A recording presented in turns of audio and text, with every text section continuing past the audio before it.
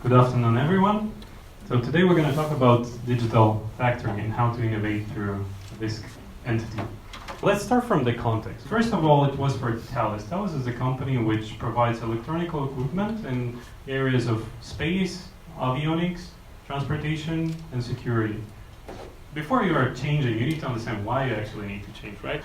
So the access to technology becomes way easier. So the cost is going down, the performance is going up. Also, the access to the market becomes way faster because you can reach 100 million users in terms of months instead of years like it was before. You have new players coming almost every day, lots of startups coming up and taking over the market from those big corporations which were providing the solutions initially. And that's why there is a big change from the traditional actors to the internet or digitally driven ones. As Darwin said, it's not the strongest nor the most intelligent that survives, but the one which is most adaptable to change. But when you're taking into account the big corporations, you're seeing that they are big and it's very difficult to maneuver compared to these little startups which are coming on the market, which already by default are digital and working in a very different way. So what we have decided to do in Thales was to create a digital factory. So there are two ways of creating that. One is starting from scratch, saying we are doing everything from zero. We bring the right people, we bring the right resources, and we start doing that. Another one is at scale that I have also seen. But at scale, usually people just send the thousands of people in the training, and then after they're coming back, they don't know what to do. And then they're just throwing the money.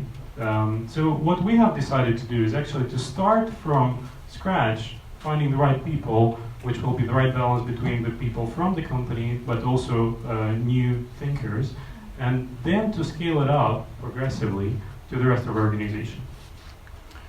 So the key ingredients of success for us were leadership support on the top level, also the enough money to support this initiative, right partners, and business connections. We wanted to build valuable, innovative products, leveraging digital technology and using the new ways of working to attract the right people and organize the effective interactions and potentially scale it up as soon as possible. Let's dig into each area one by one. So first one is leadership. So we had a commitment of a leader, which is the Vice President of Digital Transformation, which talks every day to CEO of the organization of 80,000 people. And he's physically there every day on the digital factory. And he's not only supporting it, but committing his effort to the digital factory. Without this prerequisite, I have seen lots of failures, to just give you a notice.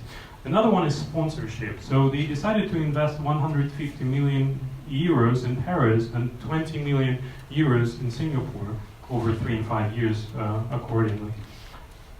Business opportunities, they decided to work with all their business lines to bring those customers, so communicate those informations that they are building these new ways of working to create better products and services for their customers in all the areas, and also leveraging the employees across different continents.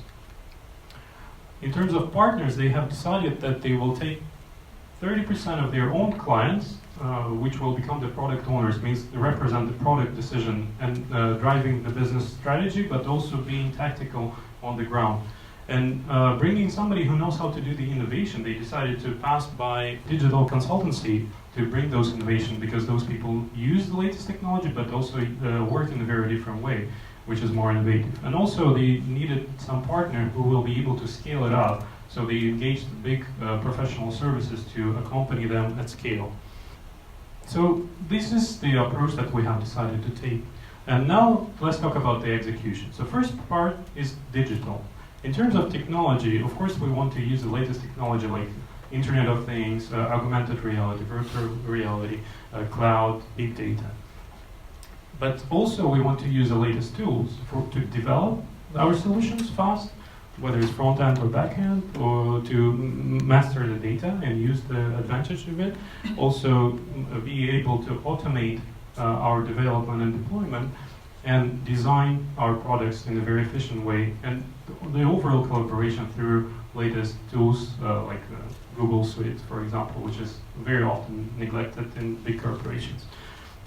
In terms of usage of those technologies, what we have decided is to provide the product as a service instead of just providing the big product, which costs a lot of money and requires engagement on the long duration. We say, let's try. We will give you the try, and then you can pay as you go. And then if you find a better product, you can easily switch to that one.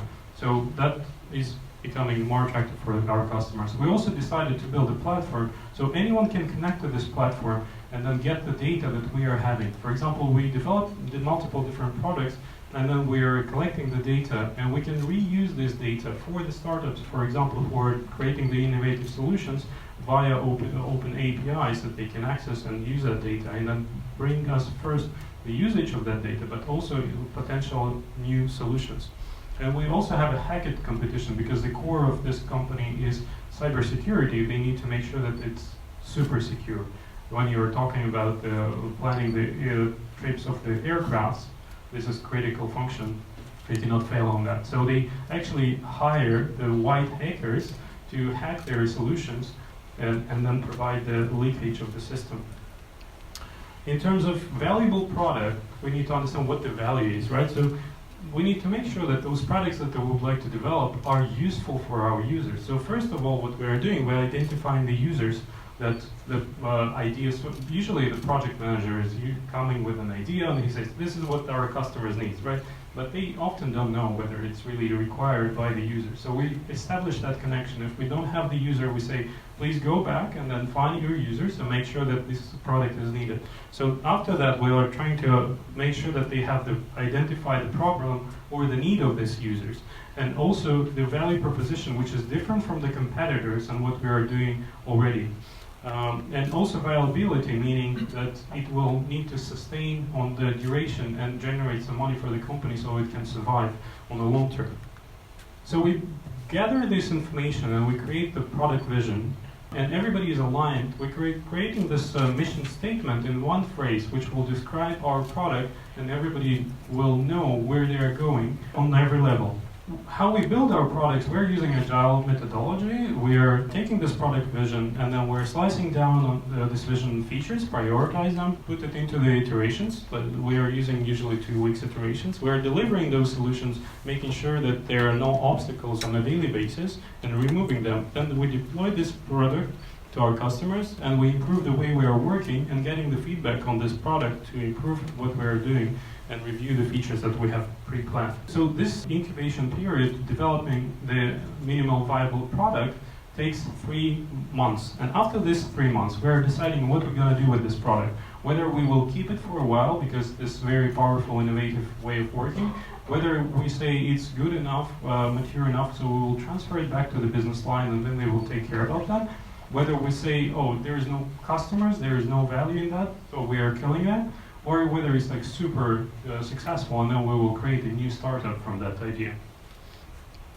So now let's talk about the people. If you're seeing the typical person from this company like it was before, it's mainly like French people, engineers, 80% are male by gender, so average age 45 years, and people stay there for almost all their career, or at least 16 years, and then there are really little percentage of the young population, which frames the innovation. And what we wanted to, and what we have done actually, is to bring the innovation, bring the diversity. So we had the human resource specialists who were considering the diversity as a main driver for hiring the talent. But not only diversity, to gathering the people from all over the world with their different perspectives and challenging the existing ideas and bringing the new ones, but also they need to be good learners. So the people who are keen to learn and not just think that they are a superhero with the certain skills that they are required everywhere in the world. If those people were not hiring, we are hiring those people who want to learn something new, contribute, share their knowledge, but also work in a team to be able to bring other talents and discover their potential as well together, collectively, to the company.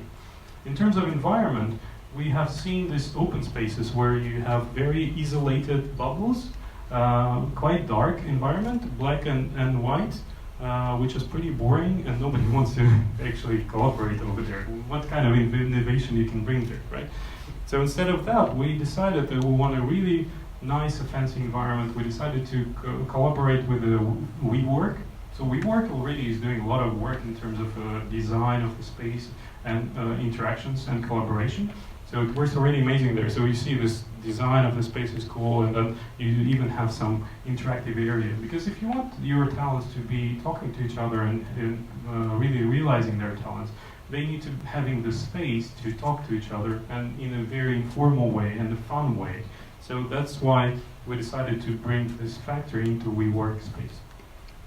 In terms of interactions, this is what you want to avoid happening, right? Like people are getting annoyed, watching their screens all the time. So what we wanted to make sure that we have not only users, so that we, this is the user obsession that we have explored before. So first we're aiming what are the users' their needs and how we're going to deliver that, getting the feedback, but also creative environment that I have demonstrated previously. But also lean methodologies, meaning how do you minimize the effort that you're spending to get the maximum of value that you can generate for your customers. So also creating the values-driven culture. That means we are there for creativity, for innovation. We want to make sure that the people are interacting and they have very simple process and tools to make sure that their work is efficient and also fun. Agile means delivering on a frequent basis, but also gathering the feedback in continuous way. And let the people find their best way of organizing themselves. It's the most efficient way to do so. And having the transparency towards the management will help to create this very meaningful interaction between both, because very often the management doesn't have enough confidence in the teams, and the teams don't have enough vision on the strategy. Another point which is very important is continuous improvement. Take the time every 2 weeks or every month to think about how you work and find out the actions that you think will help you to work better as a team and as an organization, and implement those actions. So you need to find the time, and right facilitation probably will help you to find the right actions that you can implement on a daily basis to make yourself better. Internally we have business lines, but also Digital Academy, which spreads the effort that we're doing in Digital Factory across the firm. And also externally we have partnership with startups, media, government, and through the exposition we're communicating what we're doing. So let's dig into each of them. Digital Academy is actually the mobile box that we set up everywhere in France, and it was a Tour de France company within the organization. So where we have offices, we brought this container with the latest technology included there, and also demonstrated the latest way of working. In terms of startup ecosystem, we have decided to cooperate with Station F, which is the biggest startup ecosystem in the world. And we have proposed different programs, acceleration programs to work with them. Because cybersecurity is the core of the company business, we decided to identify the startups which are working in this area to provide them the market opportunities, the support, and the technological innovations that we are having within the company. In terms of communication, we communicate a lot with our current clients, which is government. For example, you see that for the opening of the factory, there was a Minister of the Economy and Finance who came in. Also in Singapore, when we decided to open, it was a Trade and Industry Minister who came in to open the ceremony, because it was important not only for Thales, but also for the country as main economical opportunities. What was the impact that we gained after building that? So these are a few examples of the minimal viable products that we have delivered. One of them is surveillance of the floats of the boats everywhere in the world, so we can see where they are, what is the potential threat, etc. There is a smart city infrastructure to identify where the busy area on the roads are, and then to avoid the traffic. Then also to provide the avionics equipment to the aircrafts as soon as possible, because they don't need to stay and wait there in the airport. And also the drone mission planning is to deliver the important parts by drone in a secure way. In terms of results, we have scalability. We delivered 15 minimal viable products within 1 year and a half. We have started from zero and we achieved 220 people at the same time. We have accelerated 20 startups, and some of them get very good funding raise after our acceleration. And we are working together to build common products. We have a global footprint, means we opened the factory in Paris, in Singapore, and in Montreal to be closer to our clients. We have very new ways of working, so we have a great diversity, we have a communication to the people, and we can attract amazing talents. We have diversity in terms of age, in terms of nationalities. We have trained also through the Digital Academy and communication to our customers thousands of people, and we transform the organization at scale like that. So now I'm staying in Japan. I would like to see more of those examples, seeing the culture here. I love Japan so much, and then the only thing that is problematic here I see is the working culture. So I hope there will be more innovation opportunities like that, so I invite you to do things together. These are the clients that I was working for, mostly with government, industries, banks, and I bring the purpose, organization, process, clarity to those companies to make the work better.